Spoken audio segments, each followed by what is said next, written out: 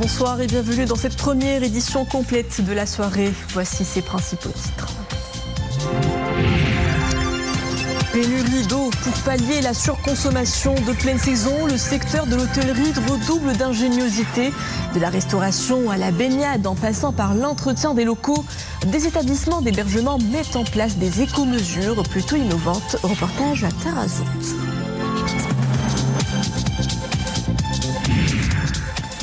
Le Maroc poursuit sa conquête de l'or olympique. Demi-finaliste du tournoi de football au JO de Paris après 2 larges victoires successives. Le 11 national des moins 23 ans s'apprête à affronter demain la Rojita. Une affiche qui promet beaucoup de spectacles et nourrit l'espoir de ramener le métal tant convoité. Puis immersion dans les profondeurs de la Méditerranée. La plage de Medir est devenue un spot incontournable de plongée sous-marine. Ces outres en suicide attirent chaque été de nombreux vacanciers en quête de sensations fortes. Bonsoir. Avant le développement de ces titres, le rappel des activités royales de la semaine qui s'achève. Une semaine marquée par les festivités de la commémoration du 25e anniversaire de l'accession du souverain au trône de ses glorieux ancêtres. Imen Ablou. Alhamdulillah, salatu wassalamu ala moulana rasulillahi wa alihi wa sahbihi, Jabi al-Aziz. À l'occasion du 25e anniversaire de la glorieuse fête du trône, Sa Majesté le roi Mohammed VI a adressé un discours à la nation. Un discours dans lequel le souverain se félicite des nombreux acquis cumulés au fil des années en matière de réformes politiques, institutionnelles, économiques et sociales. La problématique de l'eau était très présente dans le discours royal.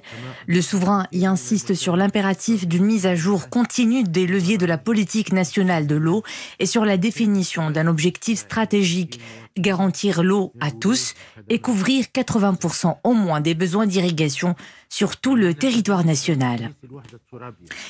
La question palestinienne est également présente dans le discours du trône. Sa Majesté le roi appelle à sortir de la logique de gestion de crise en faveur de la recherche d'une solution définitive à ce conflit. La célébration par le peuple marocain du 25e anniversaire de l'intronisation de Sa Majesté le roi est une occasion pour l'ensemble des composantes de la nation de réitérer leur fidélité, leur loyalisme et leur indéfectible attachement au glorieux trône alawite.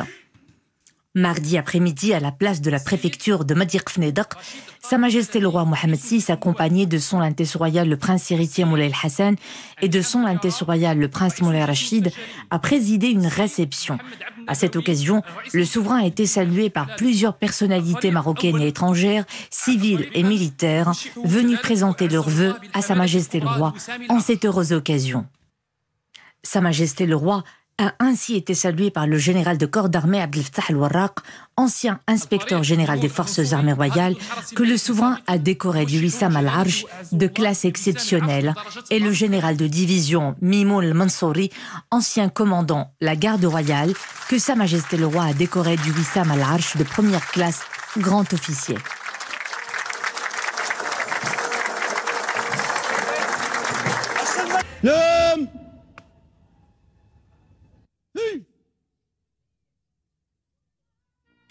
Mercredi après-midi, à la place du Méchoir du Palais Royal de Tétouan, Sa Majesté le Roi, chef suprême et chef d'état-major général des forces armées royales, accompagné de son Altesse royale le prince héritier Moulay Hassan et de son Altesse royale le prince Moulay Rachid, a présidé la cérémonie de prestation de serment des officiers, lauréats des grandes écoles et instituts militaires et paramilitaires, ainsi que des officiers issus des rangs.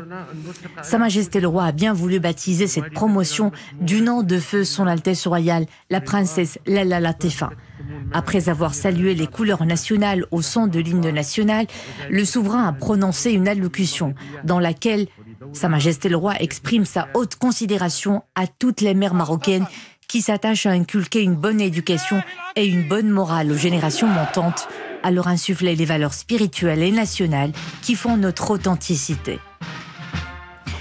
Après la prestation de serment, Sa Majesté le Roi, chef suprême et chef d'état-major général des forces armées royales, accompagné de son Altesse royale le prince héritier Moulay El-Hassan et de son Altesse royale le prince Moulay Rachid, a salué les drapeaux des forces armées royales avant de passer en revue les différents détachements des officiers lauréats.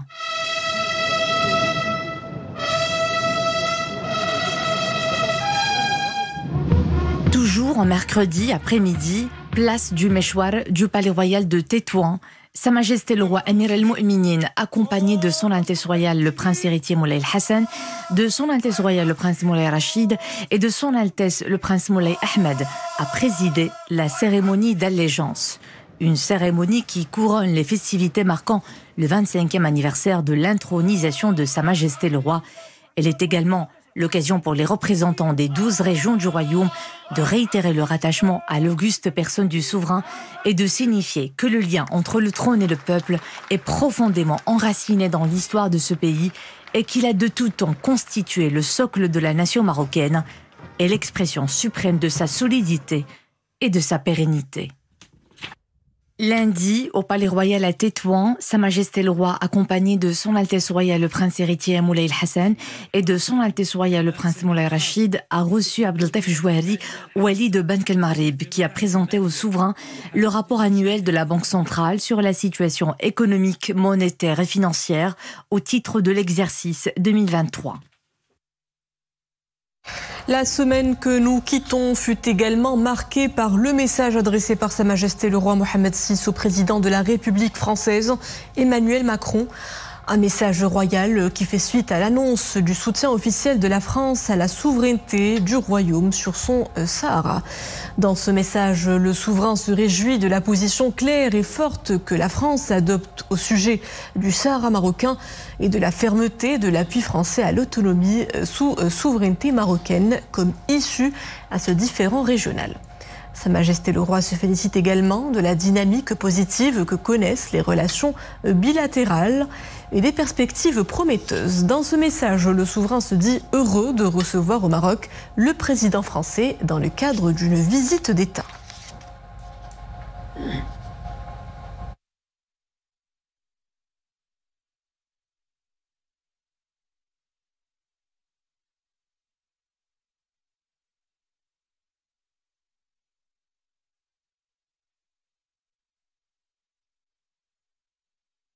Faisons tout de suite le point sur ce tournant diplomatique de Paris sur la question du Sahara marocain en compagnie de notre consultant, le professeur de droit et politologue Moustapha Sahimi. Bonsoir. Bonsoir. Alors, l'autonomie sous souveraineté marocaine est le cadre dans lequel la question du Sahara marocain doit être résolue. L'annonce d'Emmanuel Macron en faveur de la première cause nationale est on ne peut plus claire. Paris balaie ainsi toute confusion ou ambiguïté autour de la souveraineté du royaume sur ses provinces du Sud.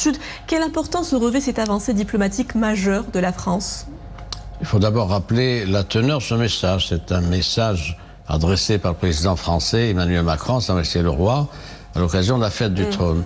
Mais c'est plus qu'un message, suivant les usages diplomatiques, c'est un message fort, c'est une longue lettre qui traduit la réorientation de la politique française sur la question nationale. Comment les choses maintenant doivent être perçues? Premier élément, l'affirmation claire et concrète que la France soutient l'initiative marocaine de 2007 comme étant la seule base de règlement de processus. La seule, pas une base. Donc voilà un premier élément. Deuxième élément, Paris va soutenir dans le présent et dans l'avenir la question nationale. Le présent c'est intéressant, mais c'est aussi l'avenir. Donc c'est une position qui n'est pas ponctuelle, c'est une position donc de principe. Troisième élément évoqué par le président français, l'intangibilité de la position française, quels que soient les aléas ou les combinaisons des futures majorités en France, vous le savez. Enfin, C'est un enjeu de sécurité nationale, évidemment. C'est important que Paris prenne l'exacte mesure ce que représente la question nationale pour le Maroc et les Marocains. Et puis, vous l'avez dit, il y a l'annonce de la visite maintenant du président Macron avec le message royal. Et c'est quelque chose qui traduit bien la normalisation, le réchauffement et donc un partenariat privilégié entre les deux pays. Et à l'échelle nationale, professeur, la priorité vitale s'avère être la pénurie de l'eau, enjeu environnemental que Sa Majesté le roi Mohammed VI a hissé en axe majeur de son discours prononcé à l'occasion de la fête du trône. Plus qu'un simple discours, c'est un véritable signal d'alarme que tire le souverain. Une mobilisation collective s'imposerait plus que jamais aujourd'hui pour une préservation efficace de cette ressource qui se raréfie. La situation est difficile, elle est problématique. Le taux moyen de remplissage des barrages est de 30%. Avec une variante, il y a des barrages à 50-60% et des barrages à que 55, 6, 7%. Donc c'est une situation extrêmement problématique. Le stress hydrique, nous y sommes et il s'accentue. La consommation moyenne par habitant au Maroc est de 600 mètres cubes par an. Troisième point, il y a le fait qu'il y a maintenant une situation particulière qui doit être prise à bras-le-corps. Le souverain a dressé un certain nombre d'axes. D'abord un axe stratégique de l'eau pour tous. C'est pas rien, de l'eau pour tous. Donc c'est déjà un premier acquis. Deuxièmement, que les besoins du secteur agricole soient satisfaits à hauteur de 80%. C'est pas 100%, mais c'est 80% compte tenu de la situation. Enfin, un certain nombre d'orientations royales qui sont données au gouvernement, lesquelles, par exemple, le fait qu'il faut accélérer un certain nombre de grands projets, notamment pour ce qui est des transferts d'eau du bassin nord vers le bassin sud. Également, le problème des entreprises, des unités de dessalement qui doivent être accélérées, développées. Il a donné l'exemple de la grande unité de dessalement de Casablanca qui va permettre d'utiliser et de capter 1,2 milliard de mètres cubes. Ça sera la première unité en Afrique et la deuxième dans le monde. Et puis, il y a aussi la rationalisation importante de l'utilisation des ressources en donnant des directives aux autorités pour la rationalisation, la fin du gaspillage, l'optimisation et puis la réactivation d'un plan qui est le plan 2020-2027 qui a été défini dans le cadre du Conseil de l'eau et de l'irrigation et qui doit donc promouvoir des initiatives et prendre un certain nombre de mesures opératoires dans ce domaine. Donc une grande mobilisation parce que la situation est problématique. Une mobilisation donc collective pour faire face à ce stress hydrique qui sévit dans le royaume. Je vous remercie, professeur Srimi, pour ce décryptage. Et en cette période estivale où les ressources en eau se font rares, ils sont de plus en plus nombreux les hôtels qui mettent en place des mesures innovantes pour l'économie d'eau. L'exemple de ce soir nous vient de la baie de Tarazout. Une unité hôtelière a complètement réinventé sa façon de travailler pour s'aligner sur de nouvelles mesures anti-gaspillage d'eau. Abir Mlouki, Amin Sherkawi et Oumé Marmli. Des jardins verdoyants et des palmiers qui longent les allées. Ici, les espaces verts sont bien garnis et pourtant aucune goutte d'eau n'est gaspillée. Dans cet hôtel, la norme, c'est l'économie d'eau. Une prise de conscience synonyme d'adaptation. Nous avons entrepris une série de mesures pour faire face à la pénurie d'eau. En plus de l'irrigation avec l'eau des puits, nous utilisons la méthode goutte à goutte. En ce qui concerne le lavage des serviettes, elles ne sont pas changées chaque jour. En plus de préserver l'eau, nous sommes une structure éco-friendly. Nous avons nos propres sources de production d'énergie renouvelable et une station de recyclage d'eau destinée à l'irrigation. Une bonne partie de notre mix énergétique est verte. Séjourner tout en adoptant de bonnes pratiques, voilà le mot d'ordre dans cette structure. Une nouvelle forme de tourisme qui respecte l'environnement et les visiteurs semblent pour le moins conquis. Pendant mon séjour ici, j'ai pu adopter de nouveaux gestes pour préserver nos ressources hydriques. Je prends par exemple des douches beaucoup moins longues que d'habitude. C'est plaisant de savoir que l'on fait quelque chose pour sauver la planète. Des gestes verts à petite échelle, salutaire, alors que l'été bat son plein et avec lui la rareté de l'eau. Sport, football, demain, des millions de Marocains auront les yeux braqués sur Marseille, où les lionceaux de l'Atlas disputeront la très attendue demi-finale olympique. Les hommes de Tariq Skitiwi devront confirmer leur excellent parcours. Ils croiseront demain le fer contre une redoutable Rojita. Confiants et déterminés, surtout à hisser haut les couleurs nationales et se frayer une place en finale.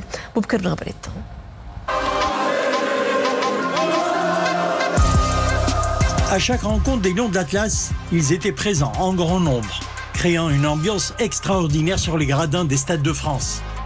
Le soutien sans faille des supporters a permis au Maroc d'écraser les meilleures équipes du tournoi olympique.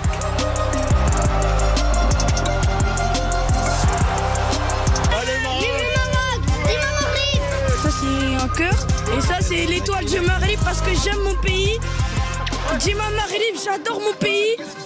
Dans une ambiance pareille, les protégés de Skitiwi étaient en confiance et ont montré de la maîtrise technique dans tous les compartiments de jeu durant toute leur rencontre. Cette maîtrise a permis au Maroc de surmonter l'obstacle notamment de l'Irak 3-0 et de l'équipe américaine écrasée 4-0.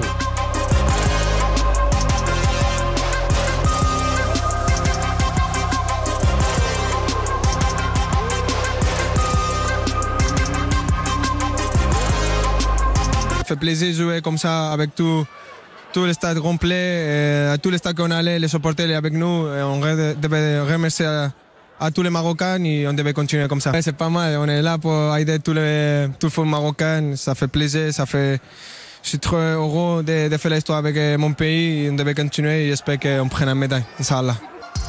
Pour une place en finale du tournoi olympique, le Maroc affrontera demain à Marseille l'Espagne, vainqueur du Japon 3-0.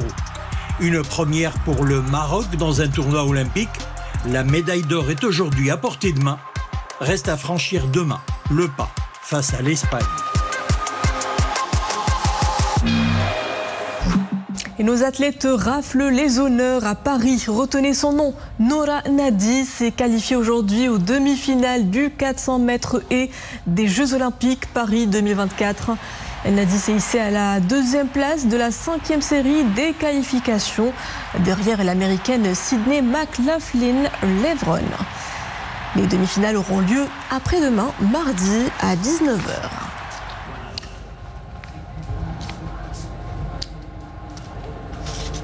Sport toujours et cette autre formation a porté haut l'étendard du royaume à l'international. L'équipe nationale de futsal a été désignée meilleure sélection au monde au titre de l'année 2023. Distinction accordée par le site spécialisé futsalplanet.com. Selon la Fédération royale marocaine de football, cette désignation fait suite à l'excellent niveau signé ces dernières années par les hommes de Hicham Dgig, couronnés par 3 cannes de la CAF et 3 coupes arabes, outre leur qualification pour les quarts de finale de la Coupe du Monde FIFA en Lituanie. Allez, quittons l'univers du sport et partons au nord, à Medzir. La cité méditerranéenne explose des records d'estivants. Ils viennent souvent profiter des joies de la baignade, mais également d'une belle palette de loisirs aquatiques. Les plus aventuriers tentent la plongée sous-marine, une expérience exaltante dans les fonds marins qui se fait de plus en plus d'adeptes. Ambiance tout de suite avec Wissal Mghri, Adnel Haras et Boubkar Nghbretan. Bienvenue au monde de la plongée sous-marine. Le Royal Yachting Club de Mdir offre à ses visiteurs bon nombre d'activités. Un endroit de rêve pour les amoureux de la mer et de ses profondeurs. Et Hichem Ziani en fait partie. La plongée sous-marine est sa nouvelle passion. Il en est à sa 2e expérience. C'est une belle expérience. Aujourd'hui, c'est ma 2e plongée. J'étais à 6 mètres de fond. L'eau était claire. Le spectacle était magnifique. Nous organisons des sorties en groupe. Nous exerçons chaque jour. Nous initions les amateurs à toutes les techniques de plongée et nous les familiarisons au monde sous-marin pendant leur immersion sous l'eau. L'exercice demande une bonne condition physique. Les règles de sécurité doivent être appliquées à la lettre et ne surtout pas s'éloigner de son moniteur. À cela s'ajoute le respect des signes de la vie marine pour communiquer avec son binôme. La plongée sous-marine est une activité sportive très enrichissante. Elle peut être pratiquée dès l'âge de 8 ans.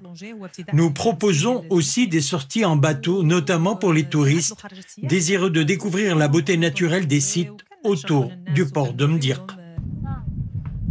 Avec un littoral diversifié de l'Atlantique à la Méditerranée, le Maroc offre de nombreux sites de plongée réputés dans le monde. Des récifs et épaves à la vie marine colorée, un vrai paradis pour les amoureux de la plongée sous-marine. Et voilà, c'était l'escale de fin de ce journal. Merci à vous de l'avoir suivi. Le retour de l'information est à 21h. Excellente suite des programmes à tous sur Al-Oula.